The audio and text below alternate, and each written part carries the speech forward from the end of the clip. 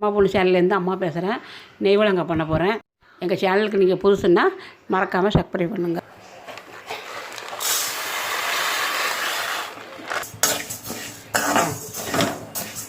செடிவறுத்து நல்லா போடுது சிவப்பு கருப்பாகாமல் நல்லா வறுக்கணும். பச்சை வீசணும். நல்லா வறுத்தா தான் பருப்பு வாசம் இருக்காது, பச்சை வாசம் இருக்காது. அதனால் நல்லா சூடு பறக்க வறுக்கணும். கருகாமல் நல்லா வறுக்கணும்.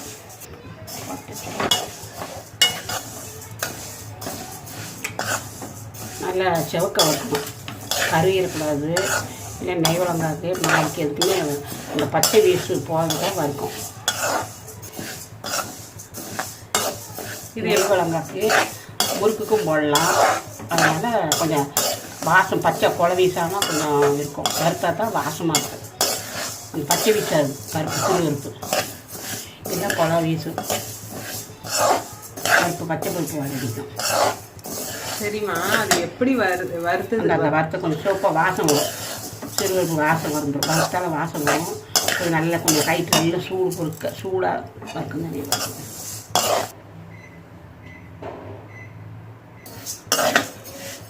நல்லா நைஸாக மிஷினில் கொடுத்து தைச்சிட்டு வந்தோம்.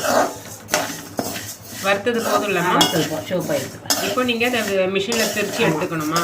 நல்லா நைஸாக திரிக்கணும். ஒரே பங்கு, இது ஒரு பங்குன்னா அது சீனி ஒரு பங்கு. இப்போ என்ன பண்ண போகிறீங்கம்மா? நெய் ஊற்றி முந்திரி வரும்.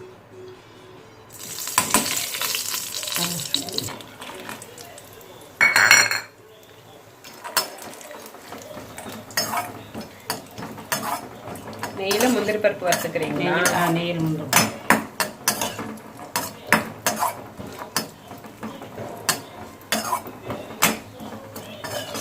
இதுக்கு நெய் விளங்க பிடிக்கிறச்ச போட்டுக்கிட்டோம். மாவில் போடும்.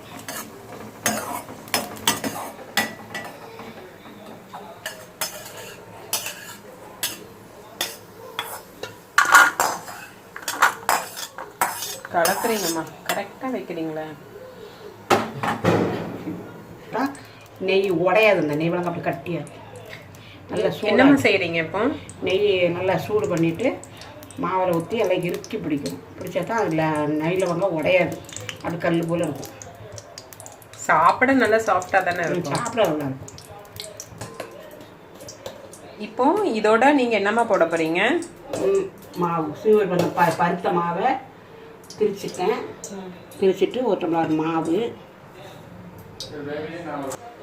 சிறுபருப்பு மாவு 1 டம்ளர் போட்டிருக்கீங்க. அதுக்கே 1 டம்ளர் திரிச்ச சீனியா? சீனி பவுடர். சீனி மாவு போட்டிருக்கீங்க. திரிச்ச சீனியா? சரி, போடுங்க.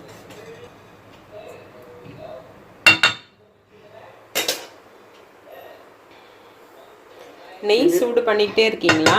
நெய் சூடாக இருக்கும். சூடாக இருந்தால் பிடிக்கிறது ஒன்று போல சேரும். கட்டியாக நெய் நல்லா மணக்குதுமா, கம கமன்னு இருக்குது. ஏலக்காய் தூள். என்னம்மா போடுறீங்க? ஏலக்காய் பவுடர். கொஞ்சம் நல்லா சத்தம் போட்டு சொல்லுங்கள். ஏலக்காய் பவுடர். சரி, இது ரெண்டையும் விரைக்கணும். அதில் வெறும் விரைக்கணும். சீனி ஊற்றின பிறகு போட்ட பிறகு விரைக சங்கடம். அதனால் பருப்பும் மிஷினில் ஒன்றா திரிக்க மாட்டாங்க. அது தெரிஞ்சுக்கணும். சீனி வந்து ஒன்றா போட்டால் கட்டி ஆயிடும். அதனால் சீனியும் தனித்தனியாக தான் திரிக்கணும்.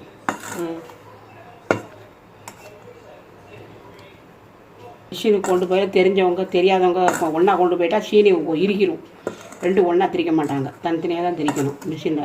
மிஷினில் திரிக்கையில் பார்த்து திரிக்கணும். அதில் கோதுமை வேறு எதுவும் கடலைப்பருப்பு எல்லாம் திரிக்கக்கூடாது. பச்சை மாவு இதில் வாடடிச்சிடும். நெய் வழங்க மாவு வாடடிச்சிடும். அதை கேட்டுட்டு சொல்லி கொடுக்கணும். ஓகே, தனியாக தெரியும். தனியாக அரிசி ஏதாவது அரிசி திரிச்சாலும் மிக்சியில் திரிச்சா சரியாகாது. மிக்சியில் இவ்வளோ பவுடர் ஆகாது. மிக்சியில் திரிக்க ரொம்ப லேட் ஆகும். இது 10 நிமிஷத்தில் திரிச்சு வந்துடுவான். அவன்கிட்ட சொன்னால் தெரியும். வேறு ஏதாவது கடலைப்பருப்பு நெய்யை அப்படி கலந்து ஊற்றணும். இப்போ கையை வச்சிடக்கூடாது. கரண்டி வச்ச சூடாக இருக்கனால இது கொஞ்சம் சூடாக ஊற்றினா நெய் கொஞ்சம் கம்மியாகும். நமக்கு கொஞ்சம் கொஞ்சமாக விரைக்கலாம். வேனுக்கு தக்கன அந்த மாவு விரைக்கணும். சூட்டில் கையை வைக்கக்கூடாது. கை பொத்துரும்.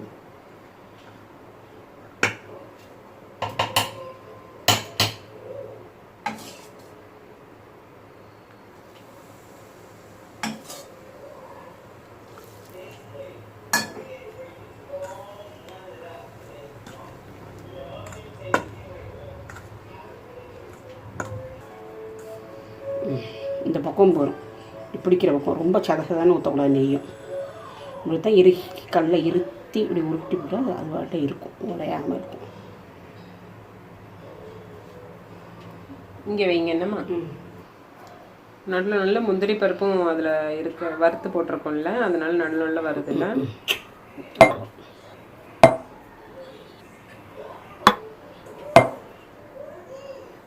பசங்கள்லாம் சாப்பிடல, பார்த்து சாப்பிடணும்.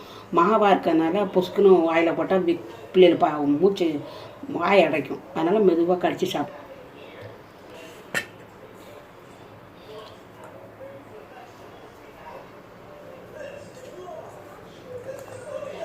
ம்